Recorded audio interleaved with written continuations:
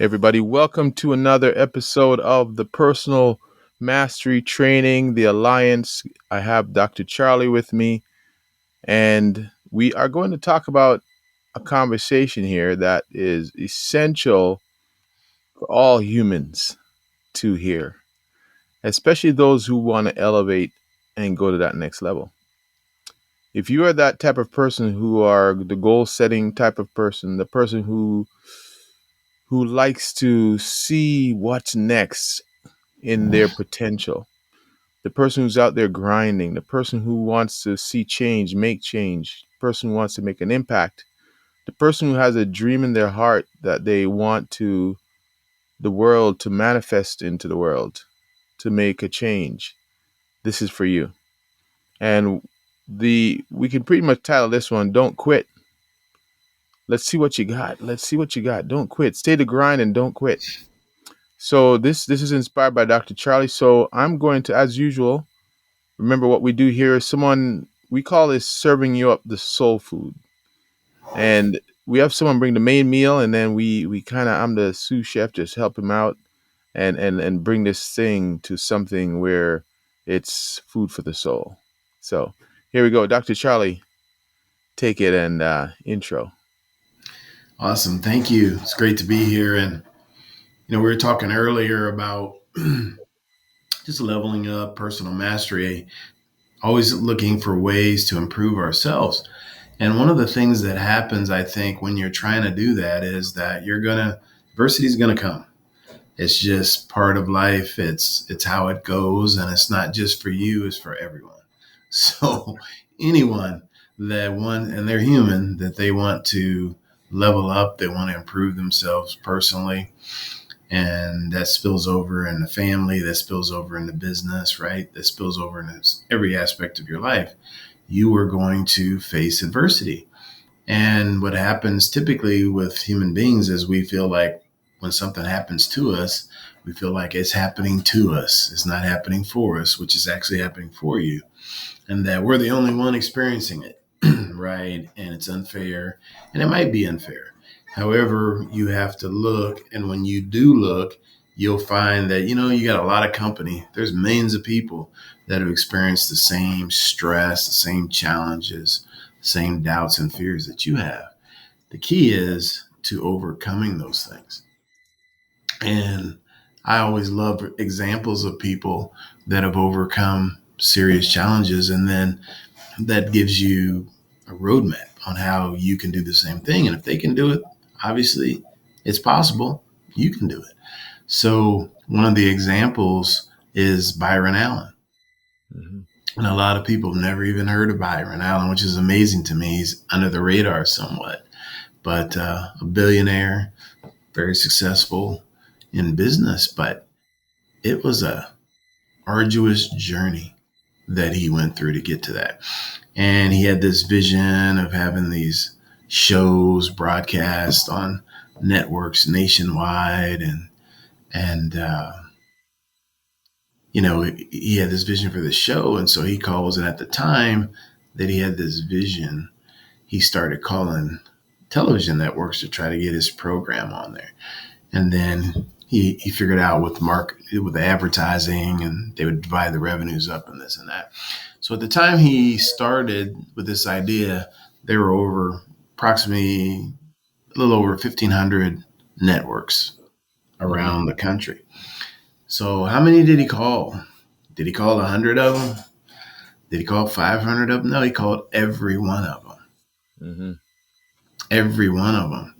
And as you can imagine, he was rejected. How many no's do you think he got in those phone calls, right? Mm-hmm. And he's putting everything in this business. His home went into foreclosure 14 times during this journey. Mm-hmm. How many people would quit after 2 or 3 or 4?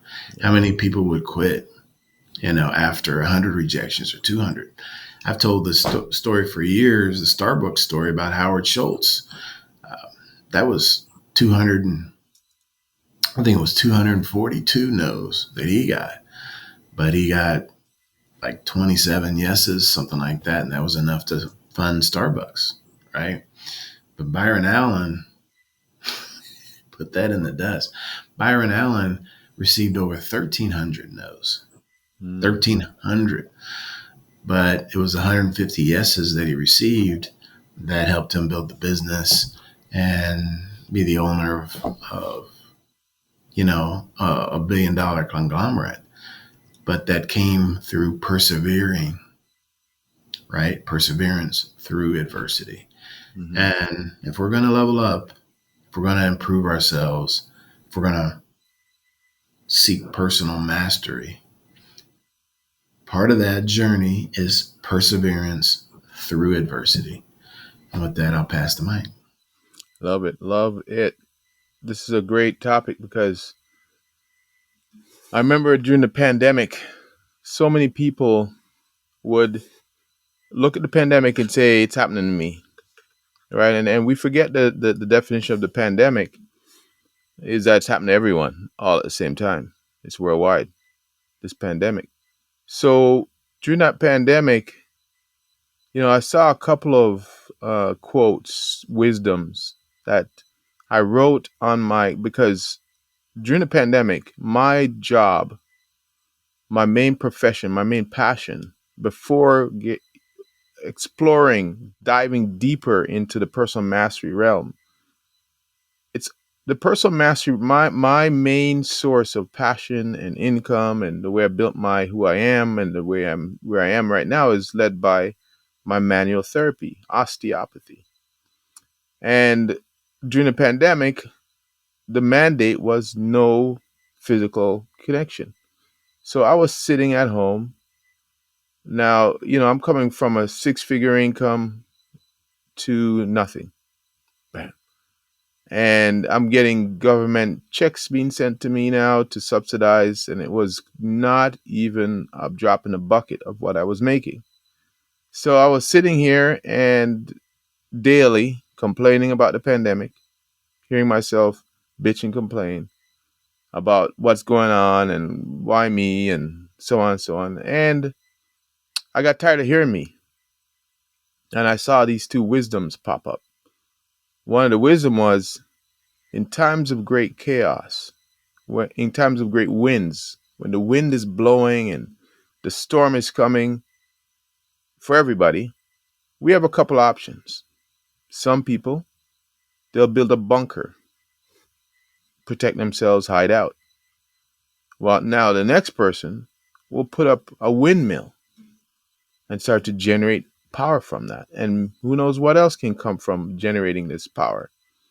So I thought, interesting. At the time, I was too busy. It's happening to me but it sounded interesting. It sounded like I like collecting wisdoms. So I put it on the whiteboard because for some reason it resonated with me. I didn't know what it meant yet. So and then, I'm going on and still a little bit in my feels and complaining. And then another thing popped up. And this one's simple. It said, never let chaos go to waste. Hmm, that's interesting too. I'm going to put that up. It sounds interesting. Again, it didn't really hit me that, oh, these are the game changers. It just hit me as interesting perspective. So I put them up, both of them. I kept looking at them every day. At some point, I decided, all right, I got to stop complaining. It's not doing me anything. And all the work I've done on myself, it just didn't feel right to complain constantly. And that's all I was doing was, oh, what's going on? And look at what's. So then I started thinking, looking at those quotes on the board and thinking, make a windmill, okay, chaos, and never let it go to waste. Then I started to see things happening where most wealthy people were created during a bad time. Most wealth are created during bad times because when everyone's running for the door, some people are staying and picking up the pieces because they know life moves in cycles. There's light, there's dark, there's night, there's day, there's the different seasons. So, and then I read that, and during the pandemic, I also read post pandemic, when we were almost out of it. I read another thing that said, 5,000 millionaires were created during the pandemic, I think it was. Okay. Because you see, we did a podcast on this long ago that said challenges are like a coin. On the flip side of a challenge is a solution. We just have to look at it differently. A challenge doesn't come without it's a challenge. Straight up. Just call it that. It's a challenge. It can break you sometimes. But on the flip side of a challenge is an opportunity. So what's the opportunity? So for me, I kept this mindset, switched it, flip the mindset, stop complaining. Because when the brain's binary, one and zero. If I'm busy complaining, I can't find a solution because I'm taking up my solution focus, put it over into complaint focus. And that's when you complain, that's all you can find is things that are wrong. So I kept thinking. And then someone called me about my book. Hey, we're we're a training studio or a training organization, Canadian training organization. And we train fitness trainers, and they've been hurt by the pandemic. And does your book apply to, well, I'm thinking in my head at first I thought, nah, well, not really, it's not for trainers. So I'm like, no, no, stop. Yes, let me see how it can. So that came, and then another person came, and we started put together a program for fitness trainers because they've been hurt by and that's my space where I kind of hang out. And we started putting together a whole campaign, Strong Summit. We built the Strong Summit. We built these things, and my book went out to the fitness, programming, and then I got great feedback, and I started to go, oh, why not turn my book into something virtual? And that became this, and that became, next thing you know, personal mastery training was born from out of that because it was always my side piece. But because my job, my profession took so much of my focus, I never had a chance to focus on that. But now you take my profession away, personal mastery was flourishing. And now it's given me so much joy along with my profession. So I've blended the two now. I've got this whole mind body approach. See, so out of that, and I know for sure in osteopathy, the founder of osteopathy, which was founded in mid 1800s, somewhere around there, he founded osteopathy because 5 of his kids died from meningitis, is what the story goes. And he was a medical doctor, and he was frustrated that the medical profession couldn't save his kids. So now he scrapped it, started looking around, started looking at different methods, and next thing you know, he discovered osteopathy. He looked at bone setters, which are chiropractors now. He looked at um, craniosacral. People brought that in. He brought in different things. People started coming together, and now we have this holistic approach.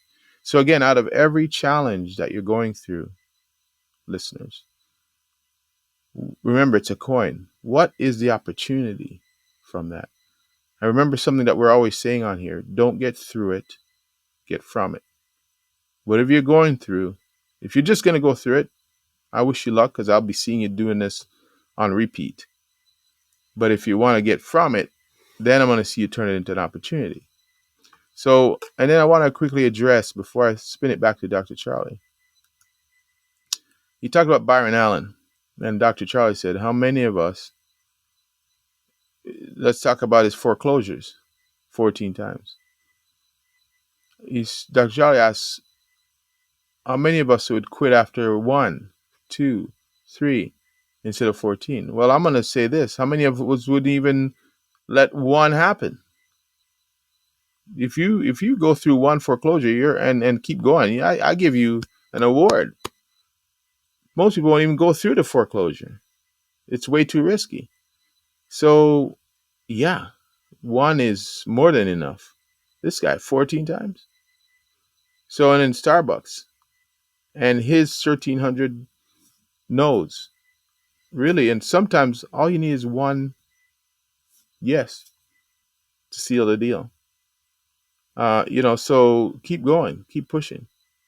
So this is a great conversation, great topic for many of you out there on the grind. This is what you need to hear. Just keep going.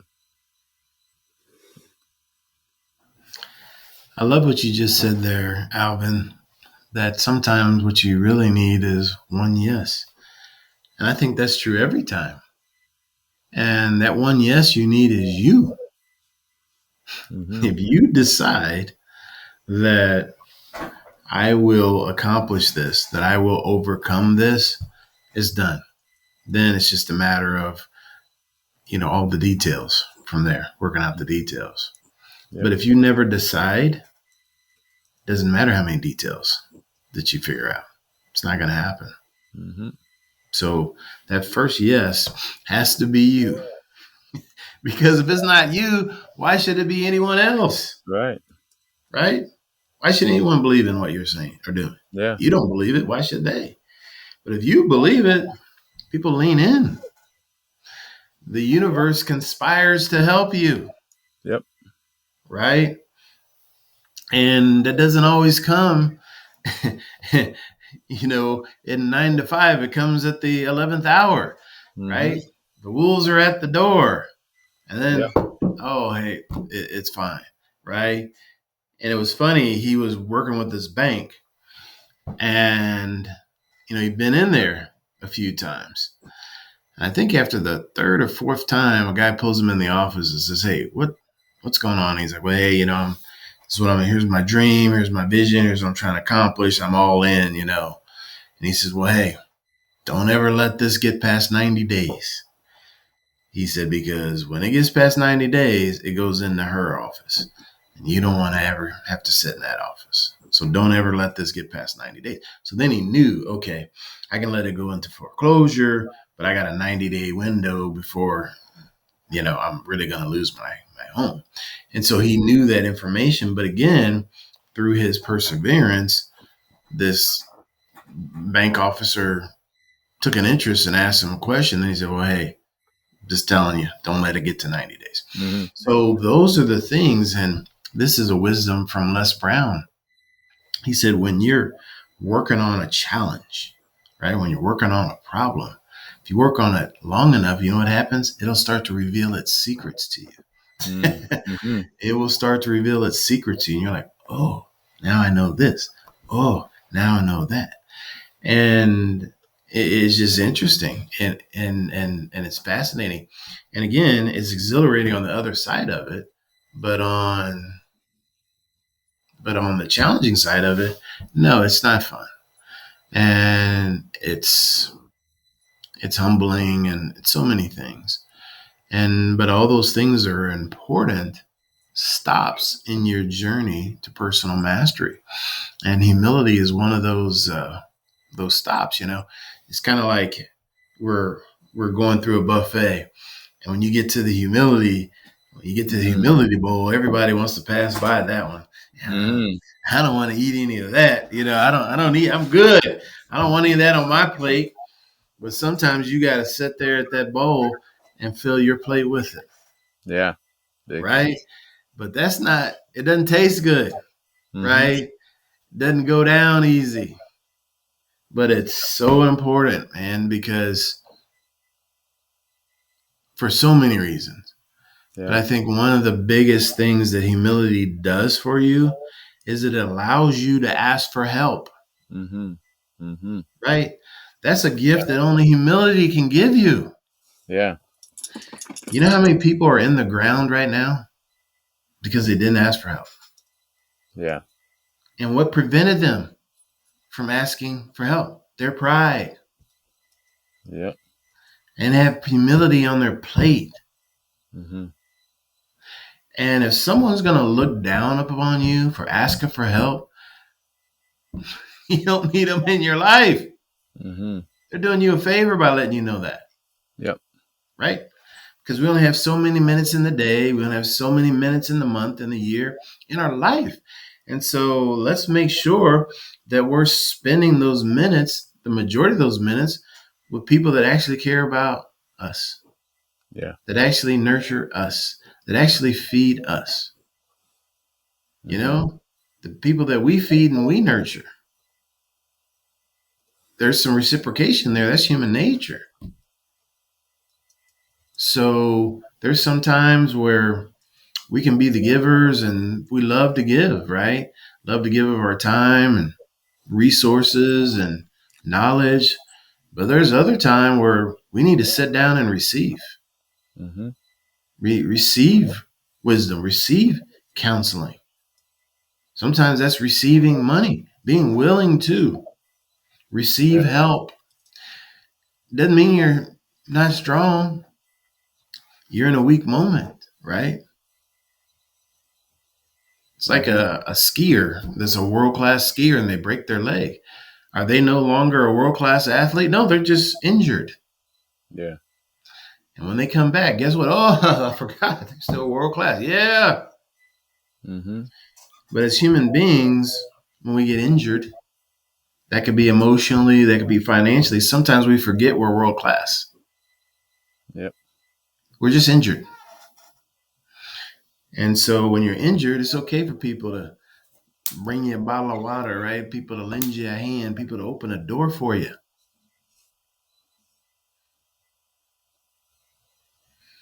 Failure to ask for help is not a sign of strength. It's a sign of weakness. And we Mm-hmm. got to get that right in our head. Society's got that mixed up. Yeah. Yep. With that, I'll pass the mic. All right. All right. All right.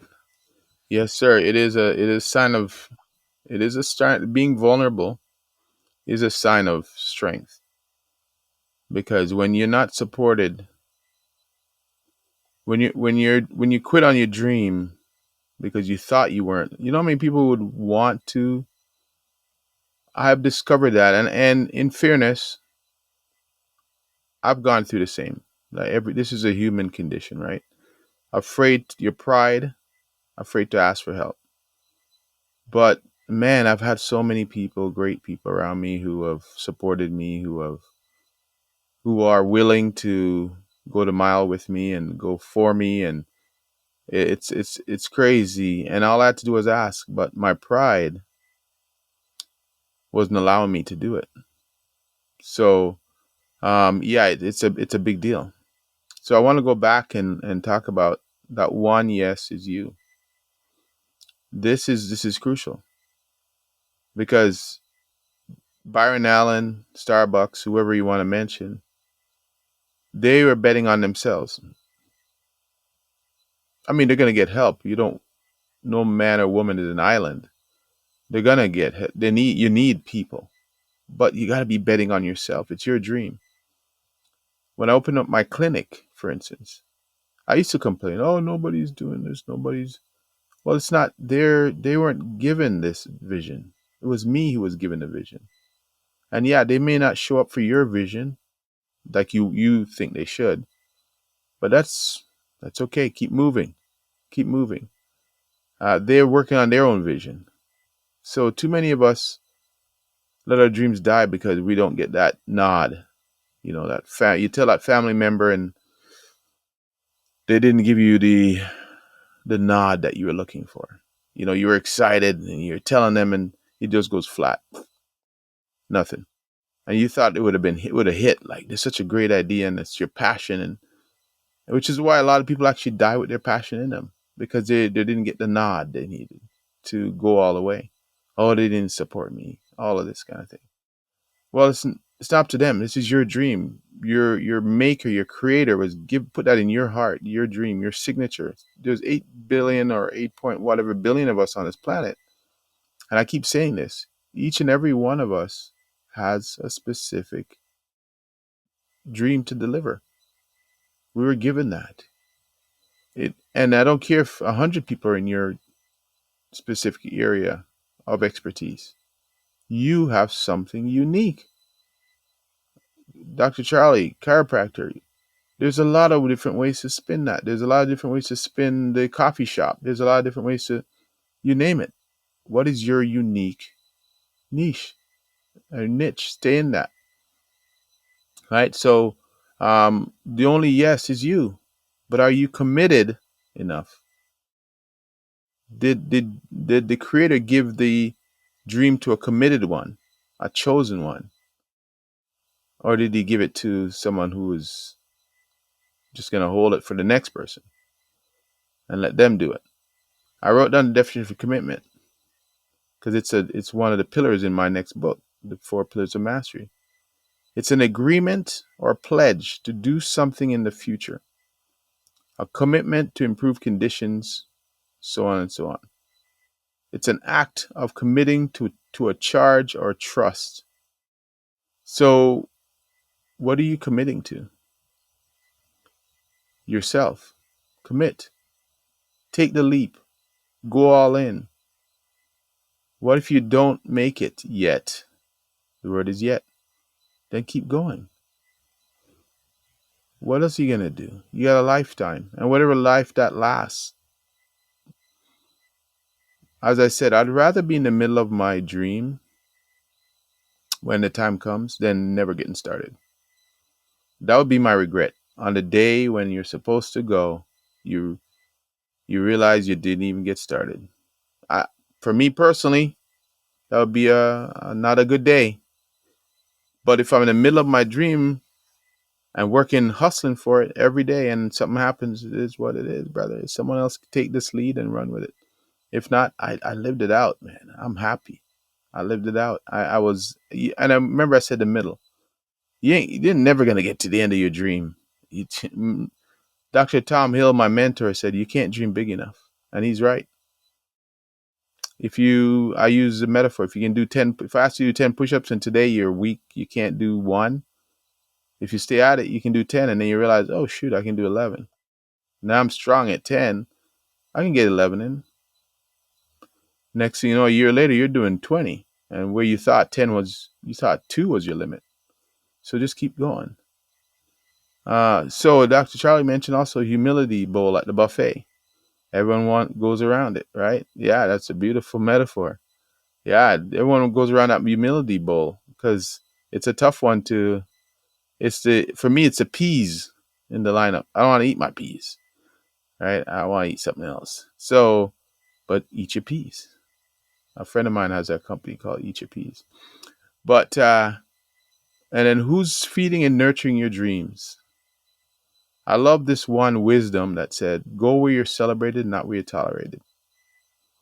Because sometimes you have this dream, but you're going around people who are tolerating you. The worst person out there for you is the person who says, "Oh, familiarity." Another wisdom. So many wisdoms, right? The other one that I love is familiarity breeds contempt. If I say I know Dr. Charlie, oh, I know him. Oh, he's speaking at the seminar? Dr. Charlie? I know that guy. How's that guy speaking? See? Because I know him. I know that guy in high school. He's speaking? But high school was like 30 years ago or 40 years ago. You still want to be the same guy that you met in the high school? Really? You don't think he's grown? You don't think he had more? So some of the worst people we know are the people who know us, quote unquote, because familiarity breeds contempt, right? So, uh, there's so many reasons to keep going. So, Dr. Charlie, before we round it out, I do want to touch on these are all theories. What I'd love you to touch on is how, so our listeners can get we can lead them with something practical. Because it's great to talk about the theory part of it and the root of where it starts. But now, how do they put it into action? Yeah, that's a great one, and and again, this is something that's so fundamental. And Alvin and I have a mutual mentor that stress stick to the fundamentals, right? Fundamentals, stick to the Mm-hmm. fundamentals. And so it's that consistent action that we take every day. And I have this book here. I actually said the gap of the game, right? You Yep. haven't read this book, highly recommend it. Mm-hmm. And one of the great activities about that book is you look back at your gains, right? And then, hey, meaning what did I accomplish today or in the past that set me up? for my Mm-hmm. goals that's pushing me toward my goals. And then every day you set a goal, right? I'm going to do three things. I'm going to accomplish at least three things that move me closer to my goal. And that night you review, did I do those three things? And guess what? If you keep that mindset, I'm going to accomplish three things every day to move me toward my goal, small or large, and you keep accomplishing those and you keep stacking those days, guess what? Your dreams will come true. And this reminds me of a great wisdom from Sir Edmund Hillary. This is my favorite quote of all time, my favorite wisdom of all time. He's the first person credited with summiting Mount Everest, right? Safely, then returning down to talk about it. Okay. First person. People have been trying for a couple hundred years and failed. Sir Edmund Hillary and his Sherpa, Tenzing Norgay, were the first two people to make it. And the first couple of times he tried, he failed.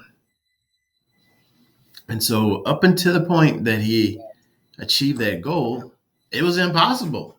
No one had ever done it. No one on the planet had ever done it.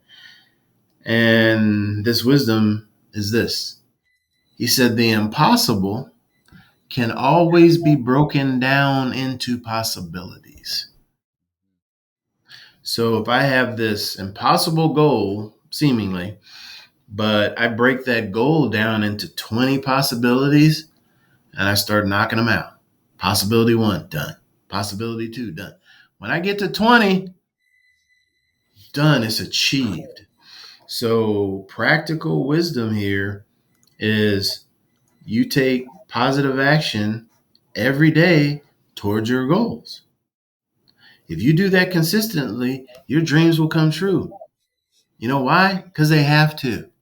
It's inevitable. Mm-hmm. And with that, I'll pass the mic. Yeah, beautiful, beautiful, beautiful. The gap and the gain. That's a great callback. And I have this what I have this theory I give to my clients, my coaching clients. Before this book, I even read this one.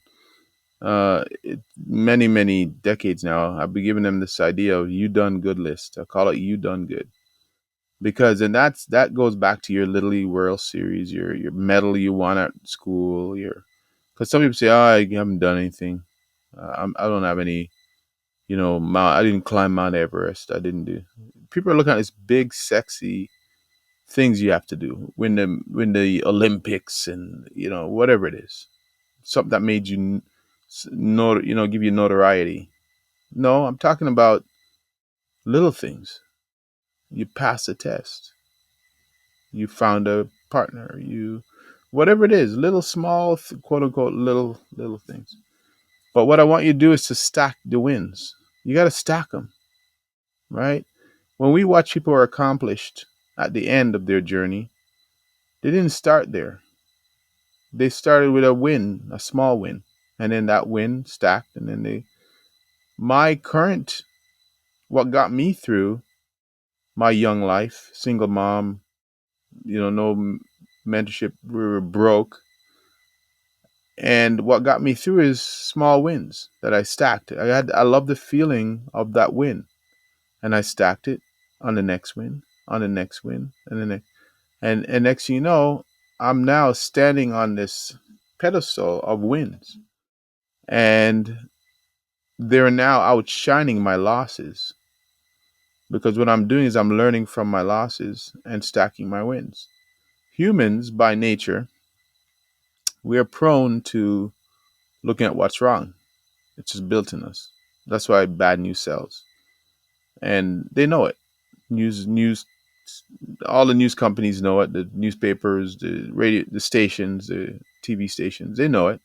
So if it's salacious and negative, they look at numbers. Hey, we sold out. If it's not, that's challenging or salacious or bad news. It's meh. People don't watch the news, so they have to come up with great titles and stretch out a bad thing and make it more, and that's what it's all up. So humans are driven that way. If it's good, we don't learn anything.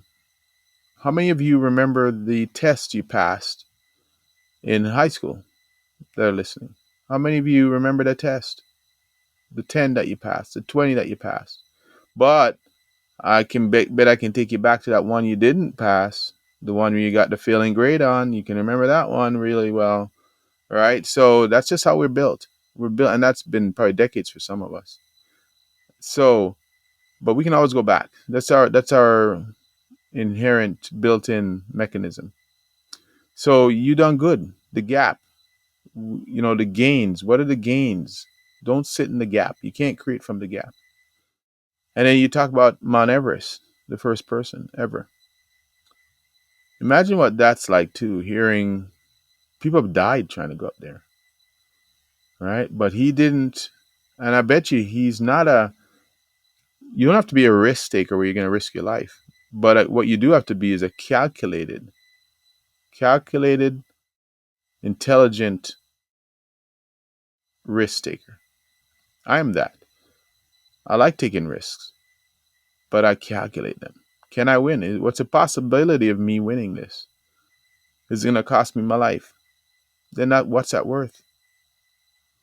Some things, some things might, but make sure the cause is strong for that to be a factor, but not for frivolous things, for ego. And I love that you said the impossible can be broken down into possibilities. Yes. In NLP, neuro linguistic programming, the art that I practice for mindset, they say every experience has a structure to it. Every experience has structure. When you have anxiety or when you have whatever it is that you're going through, you do anxiety, they say. You don't have it, you do it. And so the fact that you can do it means there's a structure to it. You know how to get to anxiousness. So let's break it down. There's a structure to it. Let's see how you do it. And let's interrupt that pattern. So I love that. Every impossible can be broken into possibilities, step by step by step. That big, hairy, audacious goal that you have, it can be broken into how do I get it done, step by step by step. Love that quote. So the last thing I'll leave you with the how. There's many hows, but we're gonna leave you with a few. One, Dr. Charlie said, stay in the gains, focus on the gains, not in the gap. Can't create from the gap. What did you do? What did you do well? What is the last win you had? Stack them and stack the next, stack the next. Too easy to go to the negative. Next one I want you to, what I love to suggest that you do is go to your why. Why are you doing it? Always keep that at the forefront. Why are you doing this? Why would you put the time, the energy, the sacrifice into this goal, this vision? Put that somewhere on your mirror, in your car, on your phone. Have it pop up again. Why am I doing this? And hopefully it's not driven by external validation. I love your why to be driven by something heartfelt, something that makes an impact. Because external validation, if you're counting on others to qualify you, it's going to be daunting because they're busy worrying about themselves. They're busy worrying about others' opinions. And if you're elevating, you're going to pick up on a lot of haters. And so if you're waiting on the outside, look at comments. Just look at social media comments. Somebody could be doing something amazing, but someone's onto there, or many onto there, chopping at the roots, trying to find what's wrong with it. So if that's what you're waiting for, good luck.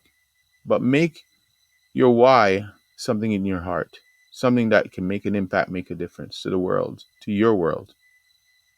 So that's one of the takeaways I'd give you, the real key takeaways. It's all an internal job. Count the gains, look at your why, and make a plan. Dr. Charlie, any last parting? Yeah, I've got a couple things. I think another stumbling block for a lot of people is, hey, I'm not an expert, right? They feel like they need certain expertise, they need a certain level of education, they need so many certifications before they can do this. It's just not true. And we mentioned Sir Edmund Hillary. His profession was not mountaineering. You know what? You know what his profession was? He's a beekeeper from New Zealand. Hmm. A beekeeper from New Zealand is the first person to summit the highest peak on the planet. So you don't have to be an expert; you just have to be committed, as as Alvin stated. So with that, I'll pass the mic. Yeah, I love that. Love that. There's many people I've met, especially in the area of education, by the way, or science or whatever. They want to put out a social media post or, you know, impact people's lives, and they're waiting. They're so afraid of being criticized because now we're talking about technical information, and and there's always a latest study coming out on the next thing, the gut health or and your information. You're afraid of looking like a fraud, afraid of, because again, I love this wisdom. They say knowledge on ice, ignorance on fire. Some people have so much knowledge that they freeze. They don't want to put it out there because they're so busy worrying about what other people say. Oh, is that the right study? Did I do the right? I mean, it's nice. It's great. Not going to discount quoting a study, but you sometimes people get stuck in paralysis because the study today that talks that water is good for you will be the study tomorrow that says it's not good for you, and the study that says doing. I'm watching right now. I'm entertaining this bodybuilding journey I'm on, and there's there's something I just saw. Expert. He's got a lot of he's an influencer, and he says don't do cardio after you're going to lose your gains if you're doing cardio after your workout. Again, what will he say in 5 years from now? Oh, do cardio before it. There, there's so much, so you can get stuck. But here's what I'll give him though: he's not waiting for anybody to tell him it's okay to say that. He's just doing it. He's going out dying on his sword. Good for him. Is it the right information? I don't know. Maybe. But the body is changed so much. So Dr. Charlie's right. I'm not good enough yet. I just need one more degree. One more degree. And I've got four already, but I just need one more degree. See, knowledge on ice. You just keep getting icy. While here, look who's out there. The person with 0 degree is just got all these making this impact, influence, and they're learning on the job. So, anyways, let's recap then. The how. When was your last win? Stack it. Stay in the game. Get out of the gap. You done good list. Second, why do you want it? What do you have to what's deep in your heart? Why would you not want to die with your music still turning and spinning and playing in you? If this was your last day and you never got to say or do this thing you want to express this thing into the world, would it upset you? If it doesn't, then you don't need to worry about this podcast because you're right where you need to be. But if you're the type who knows there's something in you, then yeah, let's do that. And then the final is you're good enough, you're ready, you're prepared. Let's go on your Wizard of Oz journey here. You don't need a new brain, you don't need a new heart, you don't need any of that. You have it all already. Let's just do it. Just do it. Good enough is this elusive journey that everyone goes on. What is good enough? A million? Oh, but you found somebody has two. Now I'm at three. Is it a billion? You found somebody has a four. What's good enough? Let's go. All right. You don't have to get it right. You just got to get it going. Learn on the job. All right, Dr. Charlie. Any parting? What's your one word? Usually, we leave this call with the wisdom my mentor gave me. One idea, one word, one everything can change your life forever. So you didn't listen to this podcast and leave it. You don't. We didn't disappoint you if we didn't leave you with 100 ideas. One idea. What would you take away, Dr. Charlie? What's your one word that you're gonna go away this week? I'm gonna go with perseverance, and Mhm. I looked up the definition quickly. Persistence in doing something despite difficulty or delay in achieving success. There you go. Delayed gratification, baby. Love it. And my word is commitment. Dr. Charlie put it best. The only yes you need is coming from your mouth, your brain. I'm in. I'm going all in, fully committed. So, all right, Dr. Charlie, that was great. That was a fantastic conversation, fantastic topic. I hope we served you, the listener. If you know anyone who needs to keep going, who is ready to quit too early, halfway in their journey, please subscribe yourself. Ask them to subscribe. Share it with them, and let's build this community. All right, everyone. Dr. Charlie, thanks again, brother. Have yourself a fantastic weekend, a fantastic week ahead, and we leave you with this. We wish you peace, and we send you love because we need that, but with a sprinkle of soul, baby. All right, everybody. Until next time. Peace. Have a great one.